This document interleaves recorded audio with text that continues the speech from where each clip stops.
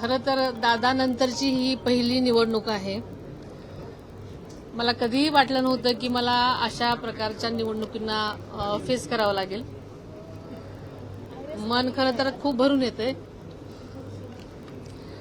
पण आज बारामतीकरांनी जो दादांवरती विश्वास दाखवलेला आहे, प्रत्येक बारामतीकरांनी दादांनी केलेल्या विकास कामांचं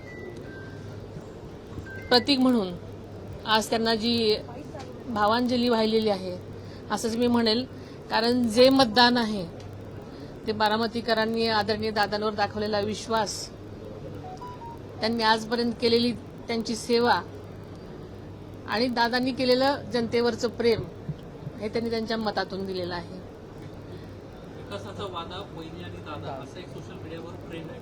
वहिनी काय काय आश्वासन देऊ पाहत आहेत बारामतीकरांना, कोणकोणते प्रोजेक्ट आपण होते ते तुम्ही प्रामुख्याने करणार आहात? सर्व बारामतीकरांनी ज्या प्रकारचं मतदान केलेलं आहे त्यावरून दादांवरचा अढळ विश्वास त्यांनी माझ्या पाठीशी उभा केलाय असं हे चित्र आहे.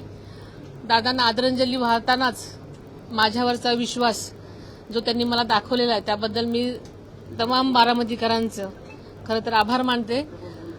त्यांनी दिलेला आणि दाखवलेला विश्वास हा नक्कीच सार्थ करण्यासाठी हे मतदान जे केलेलं आहे त्याचं दादांचं बळ आणि माझ्यावरची जबाबदारी वाढवलेली आहे असं मी मानेन.